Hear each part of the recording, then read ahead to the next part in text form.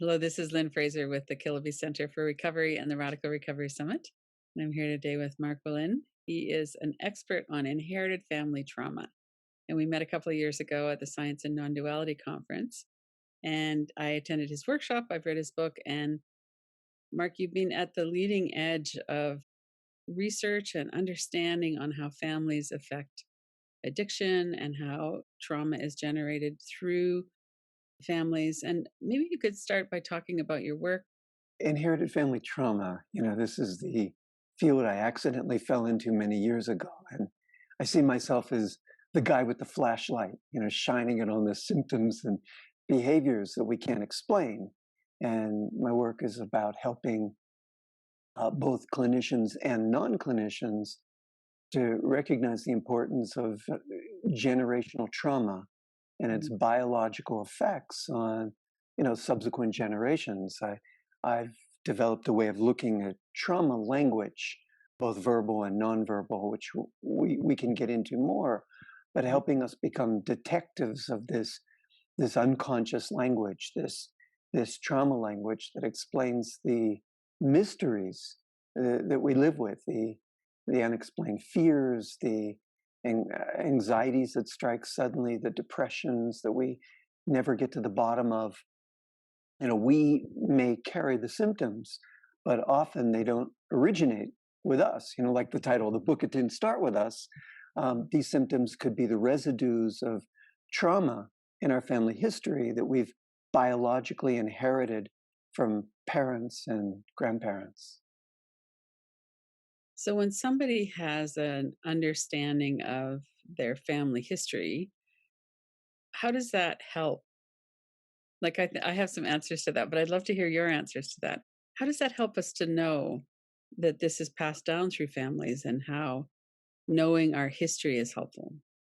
Well, the first thing it does is it eases us to know that we're not aberrant. Many times we think we're just wired this way, that, oh, yeah, this is just how I am. I freak out whenever I hear loud noises, or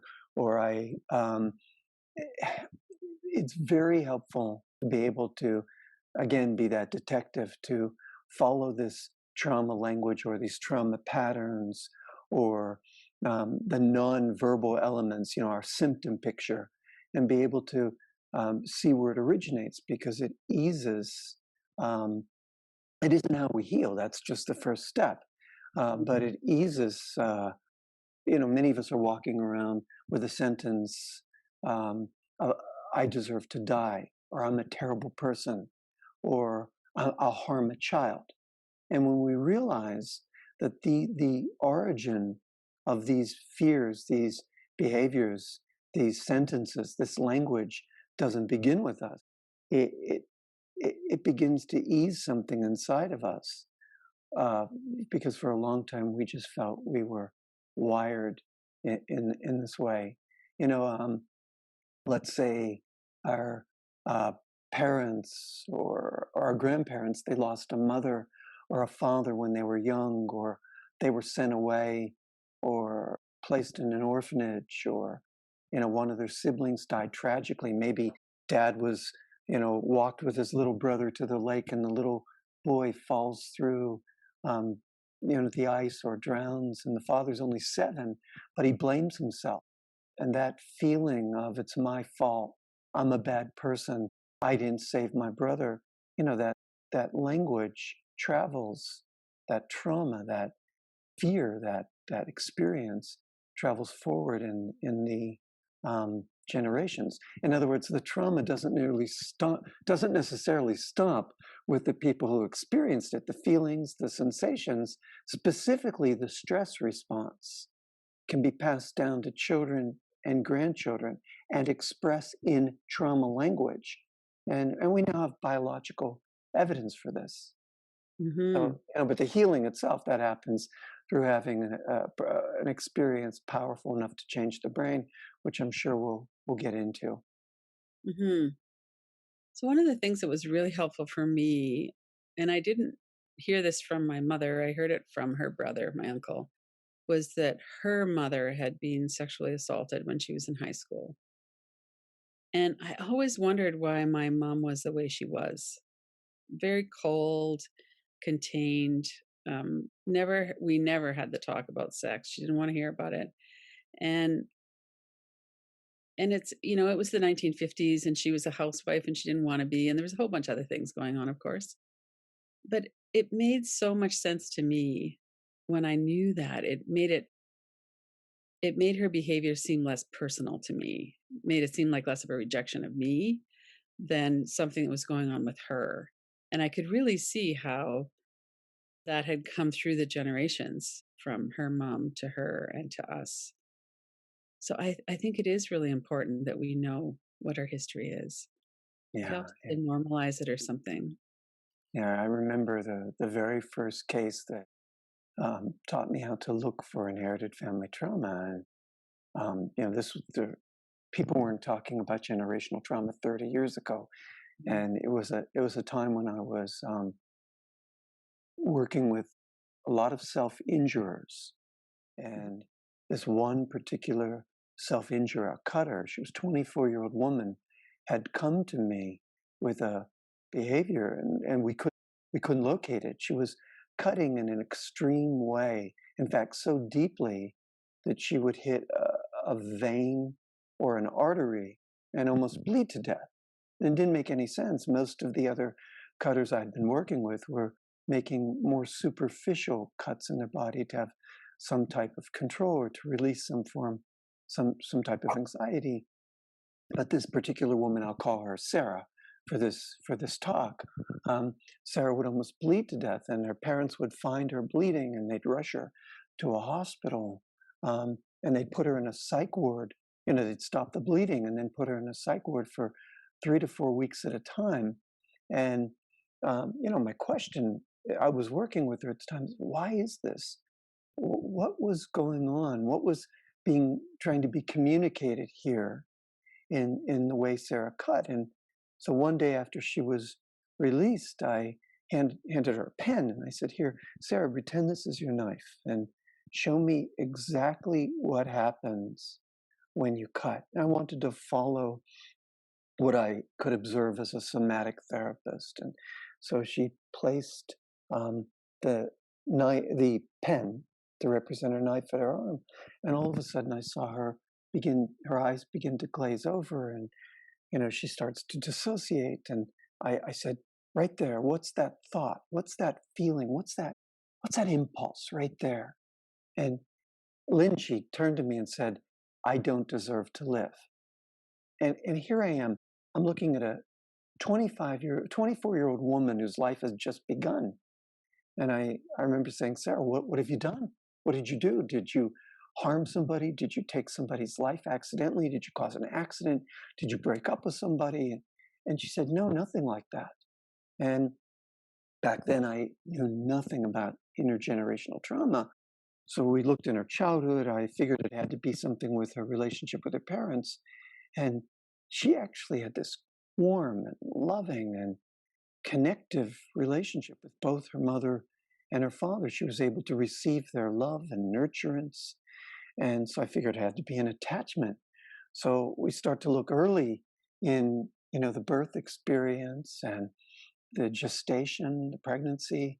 And no, she had a safe, strong, secure attachment with her mother. So luckily, I asked her, I said, "Tell me about your grandparents."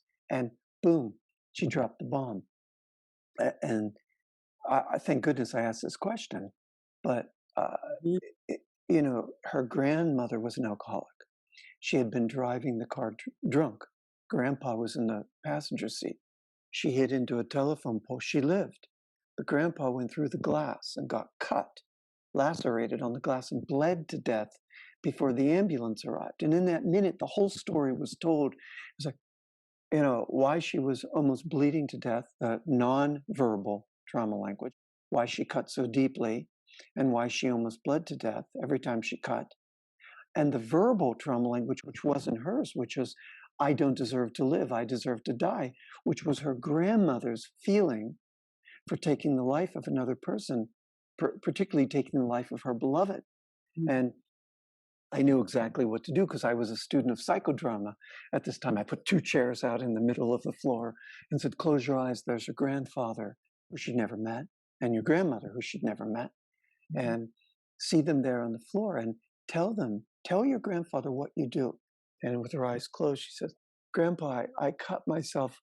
I go, tell him how deeply. She says, I cut myself and I cut myself so deeply I nearly bleed to death. And I said, tell him like you did, Grandpa, like you did, Grandpa. And I said, what's he showing you? What's he telling you?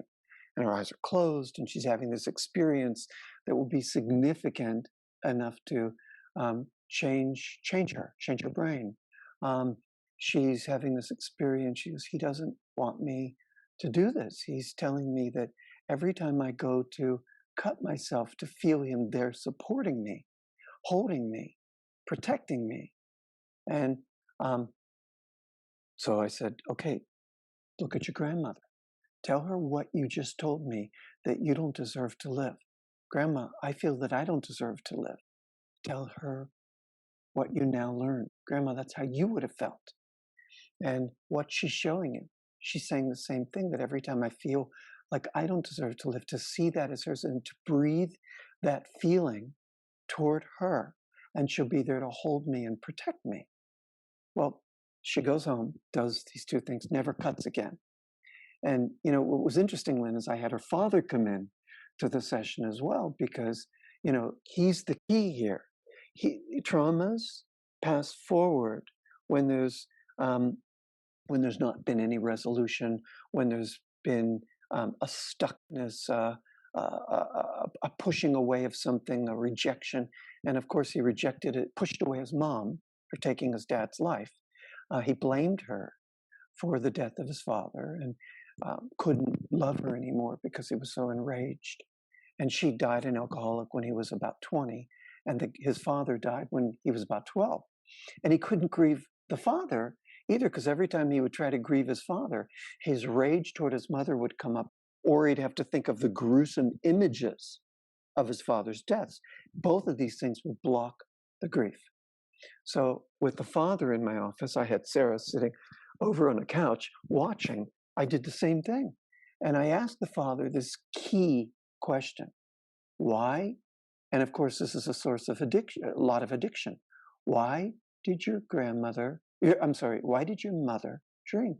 What happened behind her? And it was right there. Oh, she was given up to uh, uh, not orphan, foster care. She was given away to foster care when she was 3. Her mother, the father died, the mother had no money, puts her daughter in foster care for like a year or 2. And I went, oh, of course. And I looked at him and I said, he's sitting next to me. I go, of course she drank. The dopamine is missing, the relationship with her mother, the break in the attachment. She's looking for safety, security. It's not there. She's, the reward motivation circuitry is looking for dopamine. It's not there. The light went on, right? He goes, oh, of course she drank, right? She has no mother. And at that moment, he was able to forgive her, love her, open his heart to her, and grieve his father, which I had him do right there in this session while Sarah's watching. But the cool thing that happened was what he did after the session. He stands up, looks over at Sarah, and says, you leave this with me. I've got this. And this is the key in intergenerational trauma. Yeah. And why we suffer is the events of the previous generations are left unhealed. They're not talked about. Right. The story, there's family secrets. The stories aren't told. The grief hasn't healed all the way. People don't want to talk about what's painful. We want to push away what's uncomfortable. Mhm. And when we do that, of course, we create fertile ground for reliving, for repetition. So, yeah. Wow, that's a powerful story, isn't it? Wow. Well, I wanted to tell it because you asked me how I got into this earlier in the preamble um, before we started recording. And, it is the story. It's the session that changes my life. And then after that, of course, I meet Bert Hellinger, the great father of constellations. And Mhm. I begin to learn his work on one of the early North Americaners who learn this work and bring it to North America, to Canada, and the United States. It was a shock to the father and to Sarah to see that. So she wouldn't have been consciously aware that that was what was going on until you started asking her those questions and working with her in that way. And he wouldn't Exactly. and he wouldn't have seen it either. No, no, no. Yeah. He's angry at his mother for being an alcoholic, for killing his dad, and he's blocked his love and healing of the grief and healing of those relationships. And because what remains on, I have a simple way to explain repetition. Whatever we push away, um, continues. Whatever we exclude, whatever we reject, whatever we don't want to feel, repeats, persists. As we know, what we resist persists. So here in this life, in this family, what couldn't be felt, what couldn't be experienced, what couldn't be healed, passed forward again to the next generation, and would have gone further if we didn't do our work with Sarah, because what we know is this spread. It continues. It's a three generation plus link, and this is what the latest research tells us. We can, we it tells us that we can be born into these feelings. As infants, we don't, enter the world with a clean hard drive. Mhm. There's a to use a computer analogy, there's an operating system already in place, one that contains the fallout of our parents' traumas, our grandparents' traumas, their experiences. And we're born with fears and feelings that don't always belong to us. And, the question, why is this? What happens in trauma? If it's okay, I wouldn't mind explaining to the listeners here what happens, the science, what happens. I think I'll just do it, huh? Yeah. Um, And that uh, was gonna be my next question too. Yeah, go for it. I figured as much, but I might as well just go right into it. When a trauma happens, it changes us. It really does change us. Literally, it causes a chemical change in our DNA, and this changes the way our genes function. Sometimes for generations. Um, it, Technically, a chemical tag, an epigenetic tag, will attach to the DNA after this thing happens. And it will tell our cells to use or ignore certain genes, enabling us to better deal with this thing that just happened as trauma. And then the way our genes are affected will change how we act or feel. In other words, we'll become more sensitive or more reactive to situations that are similar to the original trauma, even if that original trauma occurred in a past generation, so that we have a chance of surviving it in this generation. For example, if our grandparents have they came from a war-torn country. There's people being shot. There's bombs going off. There's uniformed men lining people up in the square. People being taken away. We never see them again. The grief is insurmountable. Our grandparents would develop epigenetically a skill set which they would pass forward. The skill set would be, let's say, sharper reflexes or quicker reaction times, reactions to this violence to help them survive this trauma, which is going to pass down, which is ultimately going to help us survive this trauma. But the problem is, we do inherit a stress response, often with the dials set to 10, prepared for this war, this catastrophe that never arrives when we're born in the suburbs.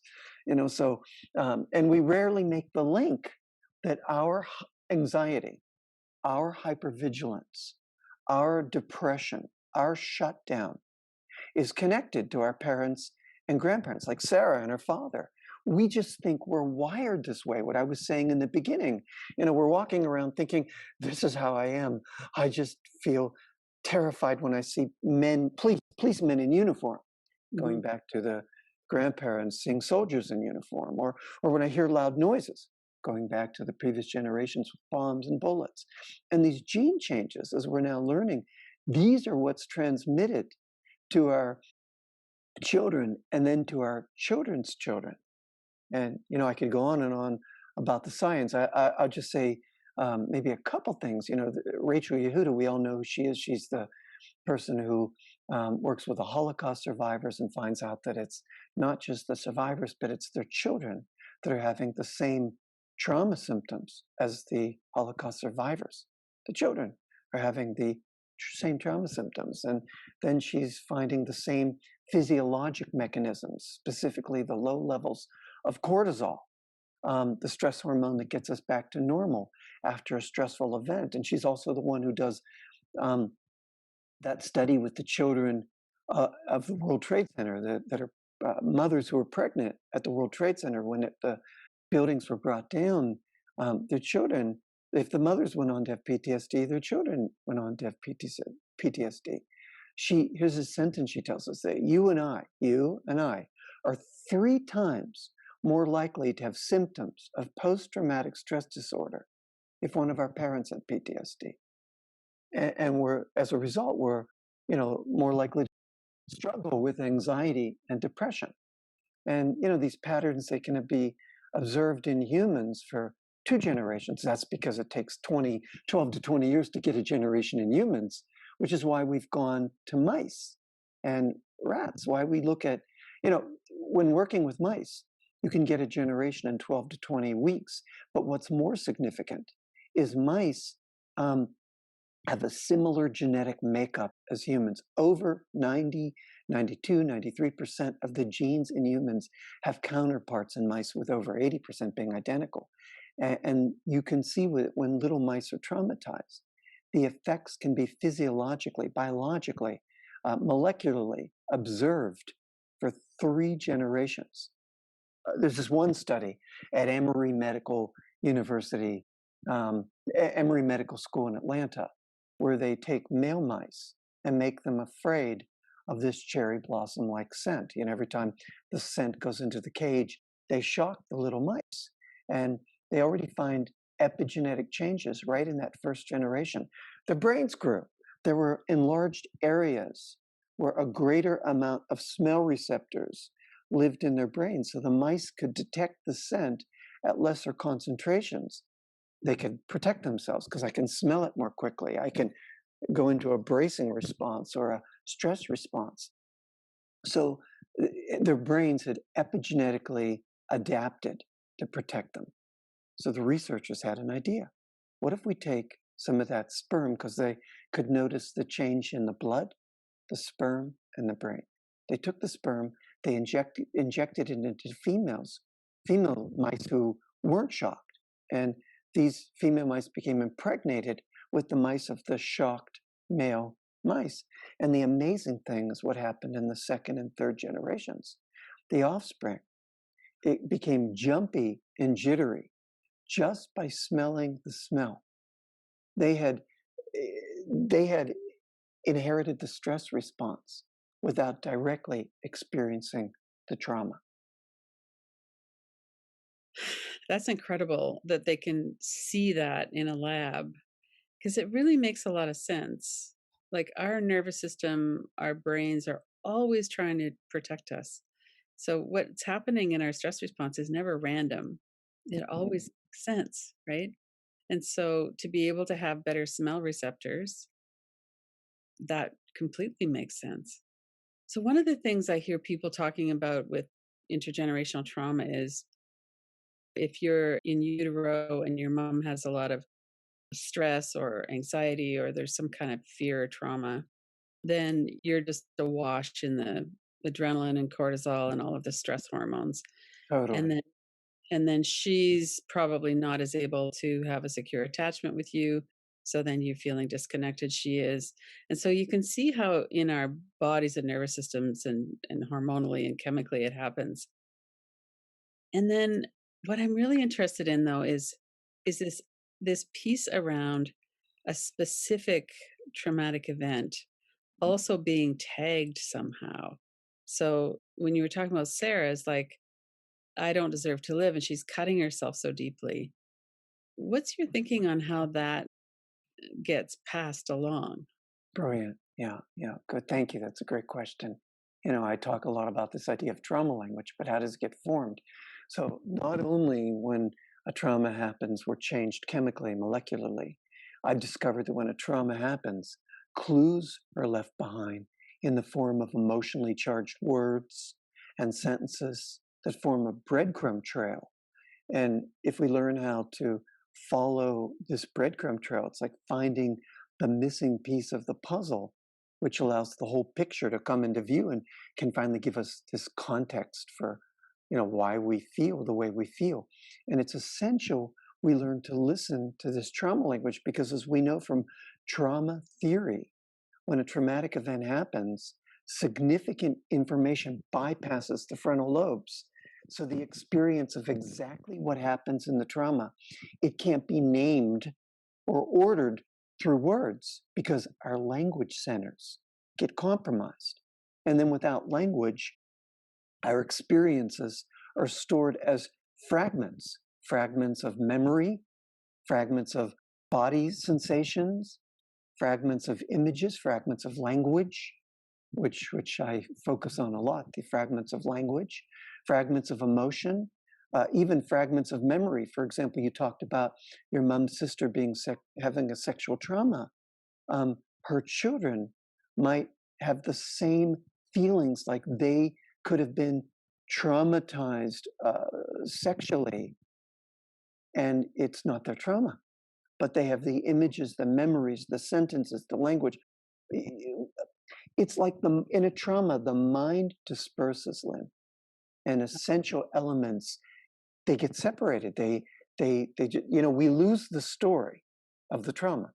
Mhm. We either remember too much or to remember too little, uh, Mm. and then we never complete the healing. Yet, what I've learned, what I've discovered, these pieces aren't lost. They've simply been rerouted and they resurface in our verbal and our nonverbal trauma language. Again, verbal language is, like Sarah said, I don't deserve to live, which is not her language. But the nonverbal trauma language, we look for it in our physical or emotional symptoms that show up after an unsettling event. Um, we look for it in our fears, in our anxieties that strike suddenly when maybe even when we reach a particular age, Lynn. Maybe age 30 is the age that grandma becomes a widow, and she never has any other partner. And then mom and dad divorce when they're 30. And then all of a sudden we look at our partner at 30 and we go, yeah, I don't know why, but I don't feel anything. Um, Never connecting that age 30 is this triggering event.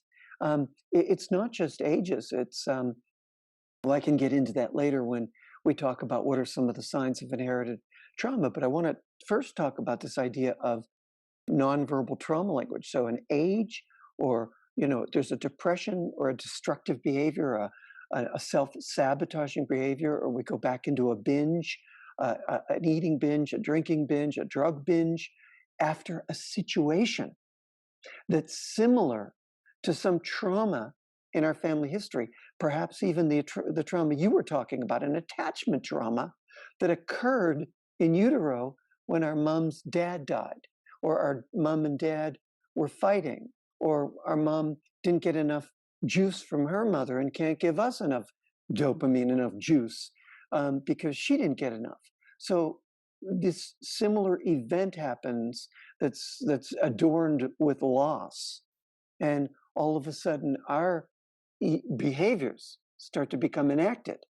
This nonverbal trauma language, it's also mirrored in our relationship struggles, who we choose, how we're treated, the partners that we choose that treat us terribly, and we keep doing that because it's similar to the trauma that lives in our DNA, or the repeated ways that we deal with money or success.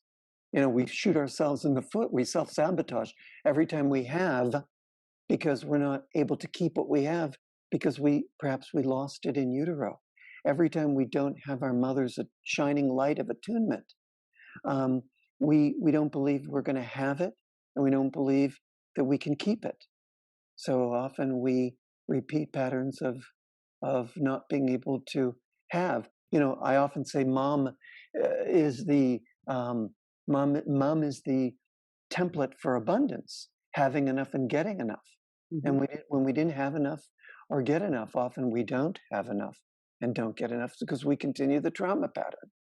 So all of this forms a breadcrumb trail that we have to learn how to follow. Right, right. So, one thing that I know from my work on myself and with other people as well is that if we have sensations or energy in our body, that trauma is stored in those along with associated memories. And so, what you're saying here is that they might not just be our memories, they might be from generations past as well. Oh, I am so absolutely saying that. Right. These remnants of memory that we think, this is the main key. We think we're wired a certain way. We think it's us. And we just walk around thinking, well, this is how I am. No, not necessarily. Because, yeah, these intergenerational experiences affect us and they live in our bodies.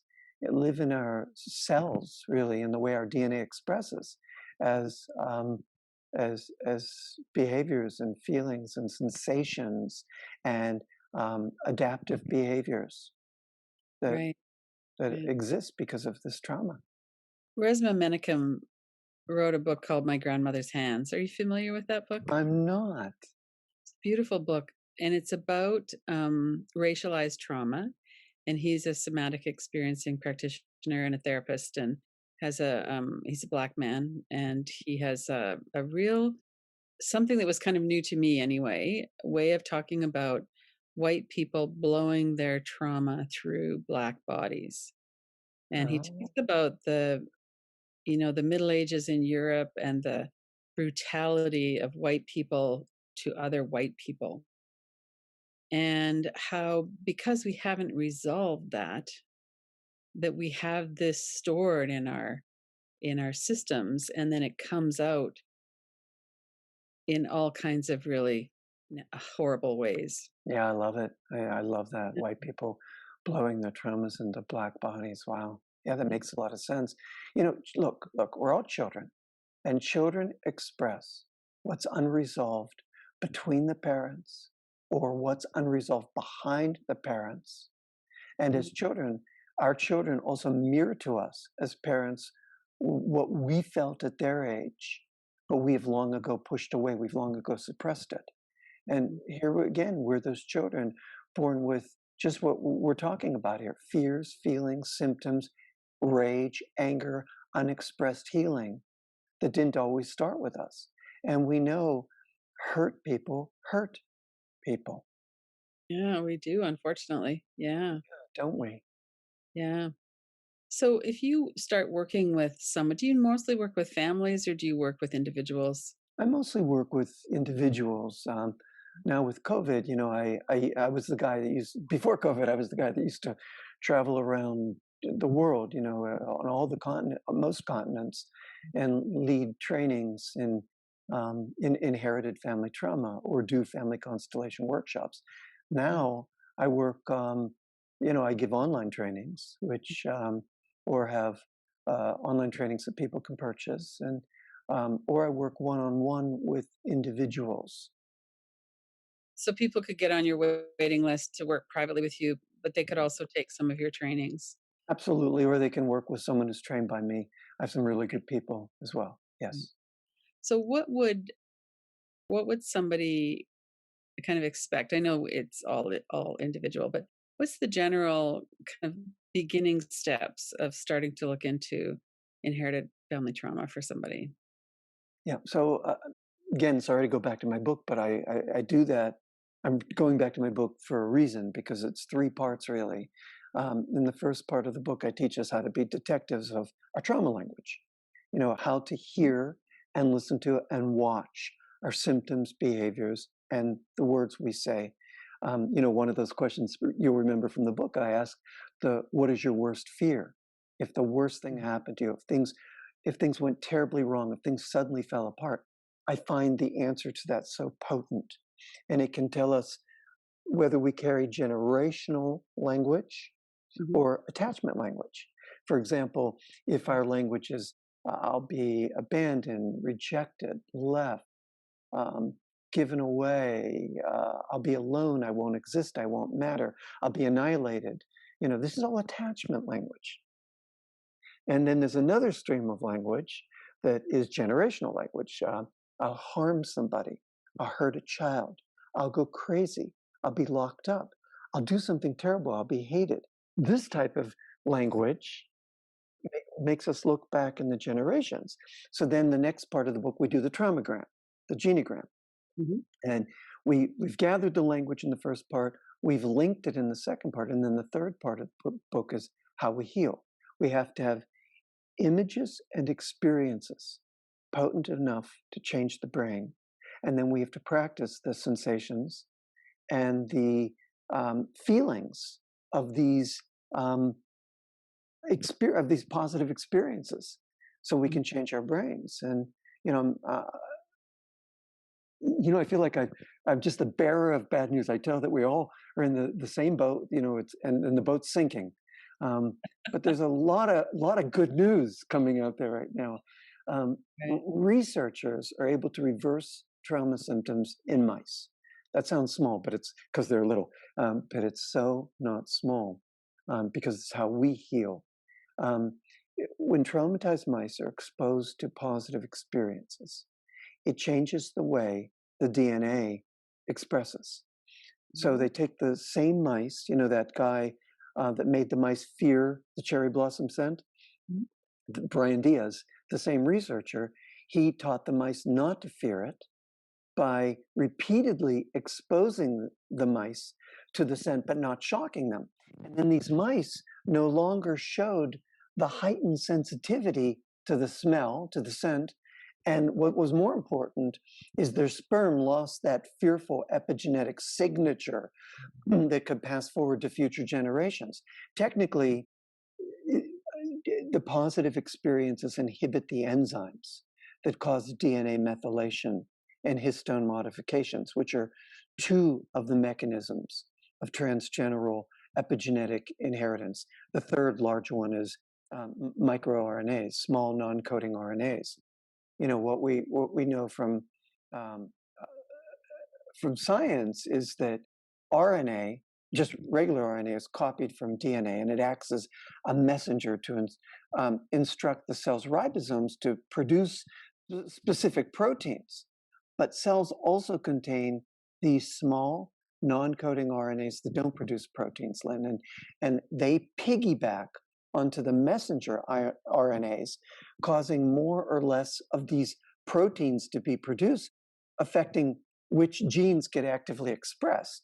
And so now what's happening is there's all this positive research out there where you place mice in positive low stress environments, and their trauma symptoms reverse, their behaviors improve. There's changes in DNA methylation or to small non-coding RNAs, um, which prevent the symptoms from being transmitted to the next generation. One of the researchers right now, Isabelle Monsuy, out of the Brain Institute, Brain Research Institute in Zurich, the University of Zurich, is doing some amazing work with both mice and humans. She's looking at the humans that have been um, traumatized by remember that terrible event in Nice where that guy drove the van on the promenade and killed 80 people? Yeah. She's looking at the survivors of this 2015 terror attack in Nice, and she's finding correlations in the blood of traumatized mice, um, in the same as in the blood of humans. She's Mhm. also looking at the blood samples from Pakistani orphans that have lost their parents, who've experienced similar chaotic early years in their lives, similar to the mice that have been separated from their mothers in labs. And she's Right. finding similar small non-coding RNA alterations, basically similar biomarkers in mice and in children. Why this is significant is because how we heal is by having positive experiences that can change our brain. And I talked about this earlier. I'll go a little bit more in depth right here because you were talking about sensations in the body, learning to be with um, the sensations of trauma, and then how we were talking about how we even have sensations that aren't from our experiences. It doesn't matter whether they're our traumas or whether we've inherited the um, stress responses which cause these sensations in our bodies. We need to have positive experiences that can change our brain, Hmm. um, and then practice the new feelings and sensations associated with these experiences, these positive experiences, because that changes our, not just allows us to create new neural pathways, but it allows us to stimulate the release of feel good neurotransmitters in our brain that we need, like serotonin Hmm. and dopamine and GABA, and feel good hormones uh, Right. like estrogen and oxytocin, even the very genes involved in the body's stress response, we can change those too. They can begin to function in a new, improved way. Basically, we can change how our DNA expresses. And Hmm. these positive these positive experiences can be practices of receiving comfort or support, like Sarah. Remember, Sarah, now when she goes to cut or feel that she deserves to die, she's going to feel her grandparents, who she's never met, around her, giving her support or comfort. But it can also be practicing having feelings of compassion, Hmm. practicing having a gratitude practice, which we know is important, or having a generosity practice, Hmm. or a loving kindness practice, practicing mindfulness, as we know, ultimately anything that allows us to feel strength or peace or joy or wholeness inside our bodies, because it's these types of experiences that allow us to feed the prefrontal cortex and help us reframe the stress response so it has a chance to downregulate, chance to calm down. Right. So that really gives us a lot of hope for healing. So somebody who had a pretty tough time as a child, maybe had abuse or neglect, and because of alcoholism or mental illness or whatever the reason. So maybe they get together with someone who's really consistent and reliable and steady and who they feel really safe with. And then they're Even if that person is our adult self, right? Even yes, if that yes, person who's yeah, consistent and stable is the adult part of us yeah. that is holding these young fragmented parts. Look, the idea is to pull traction away from the limbic brain, the limbic system, Ah, the overactive amygdala, in a nutshell, and bring engagement to the forebrain, specifically the prefrontal cortex, where we can integrate what's positive and our brains can change.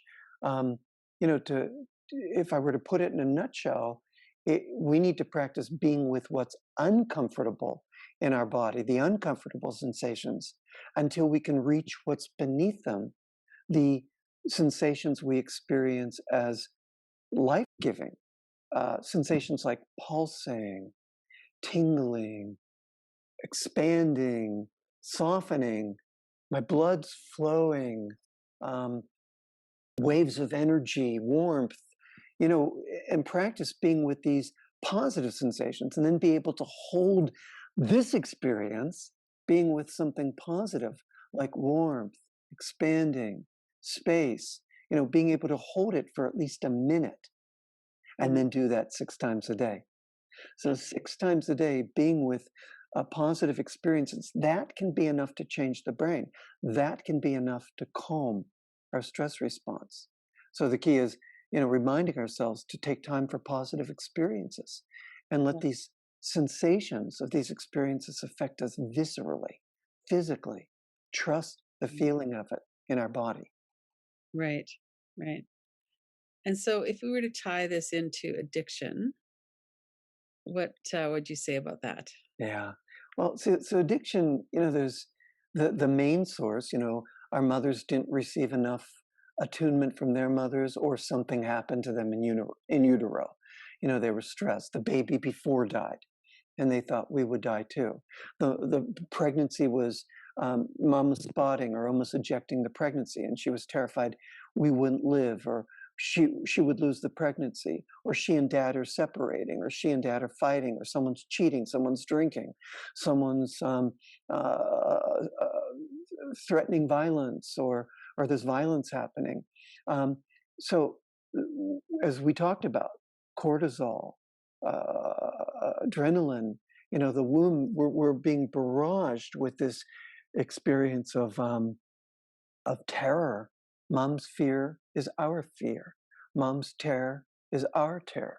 Something's wrong, mom feels. Something's wrong with me. We with the Right. message is, and the child yearns for that feeling of security that's missing, because it was missing in utero, or it was missing in our early childhood. So that's, for me, addiction, dynamic number one.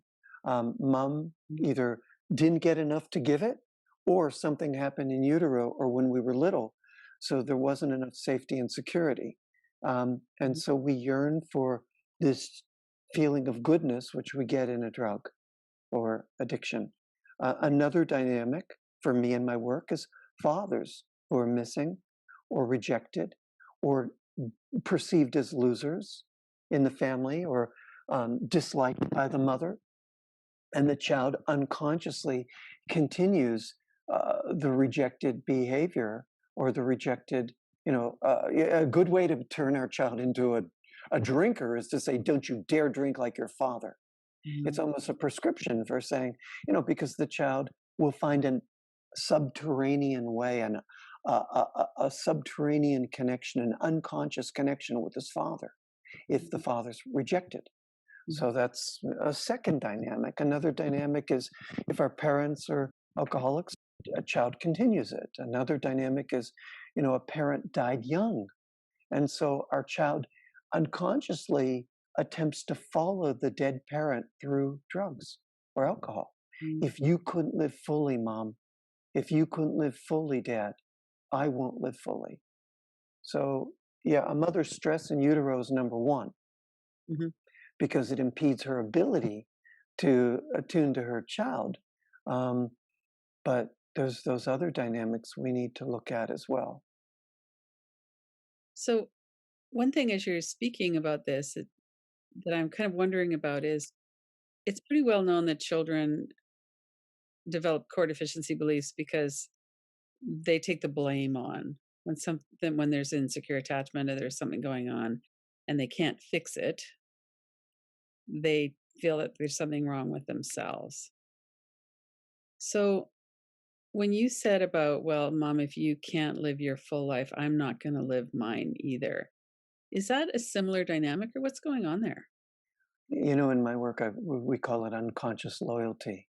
On That we need both parents, even if our parents were horrific, and didn't know how to love, and didn't know how to tend to our needs, and were violent. Still, even in our inner levels, even in our inner work, we have to feel the force, or the receiving, even in an internal level, if we can't do it on the outside, of, mom, dad, I know you couldn't give it to me in the outside, but here in my inner levels, I take, and I take it in. When we don't do that, part of us attaches to what's negative. It's almost, we have this, we could go on and on about the brain, and the negativity bias, but there's another element too. We seem to join with what's negative. We seem to merge with what's negative, what's rejected, what's pushed away. So if our dad is the bad guy, part of us becomes the bad guy. Mhm. If our mom is the bad gal, part of us becomes the bad gal.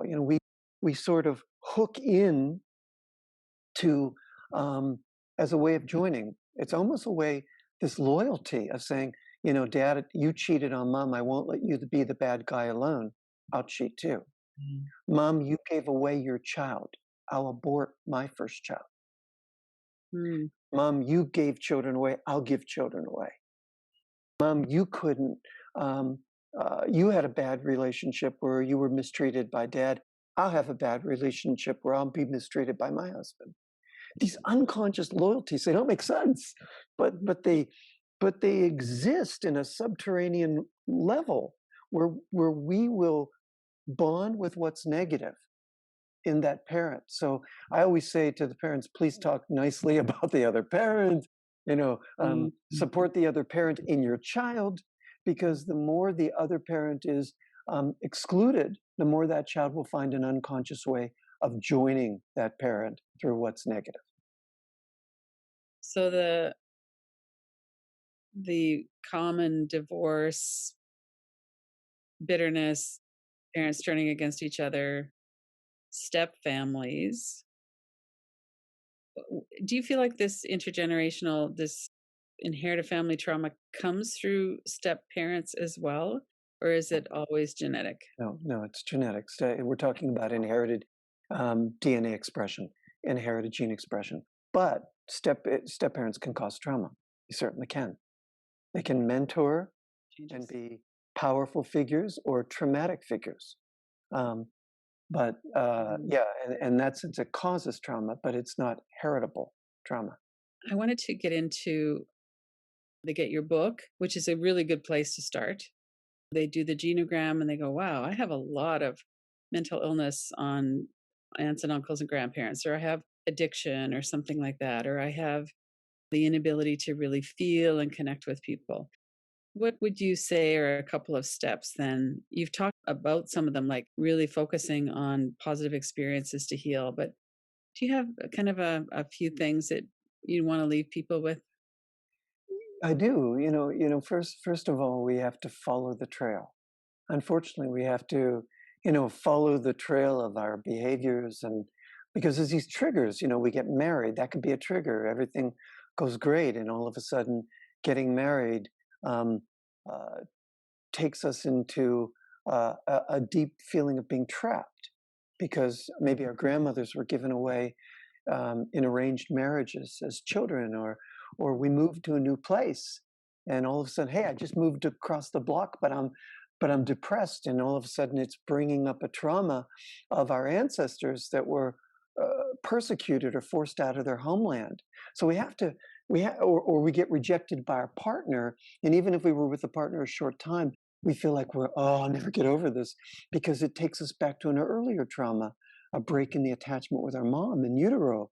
And we have to follow the trail of trauma language. That's one, because um, eh, if we don't follow that trail, we don't know how to separate what comes from us and what comes from the previous generations. Um, but then we've got to talk about the traumas in our family history to our children, and we have to complete the healing. Um, we have to go into the pain, as we know, and grieve. A lot of times that grief is blocked. We have to grieve and heal. And word of advice: please don't exclude anybody. Please don't reject anybody, no matter how great the pain, no matter how great the behavior, how terrible. Mhm. We've got to resolve these things, because if we don't, aspects of these traumas show up in later generations, and unconsciously we'll repeat the pattern, or our kids will, or their kids will, Mhm. um, or share a similar unhappiness with us until that trauma finally has a chance to heal. Freud observed this 100 years ago when he looked at repetition compulsion, that the contraction of the trauma is looking for its expansion. It's looking for a better outcome, so we can heal, and the traumas will repeat until there's an opportunity for this better outcome. I believe that the contraction of a trauma is ultimately looking for its expansion, and that's why these repetitions keep happening. That's why these traumas keep repeating. Shake the family tree, see what falls out. Well, and I think it's so hopeful that when we actually turn towards it and we feel it, it doesn't kill us like we No. thought maybe it would. And that's how we start to really heal. And I love what you say too about talk to your children about it. Because they don't know, Don't know. because parents believe if I seal my lips, Mhm. Don't talk about what happened to me. I'm immunizing my children. No, you're doing the opposite. We need Right. to talk because if we don't work through the traumas or talk about them, then they have a tendency to pass down. Uh, our children have no clue as to what's happening. Look. If we ignore the past, we know this. It comes back to haunt us. But when we explore it, we don't have to repeat it. We can break these destructive patterns. I always say biological inheritance. It may be a reality. Mhm. Um, but it doesn't have to be our destiny. We can change our brain.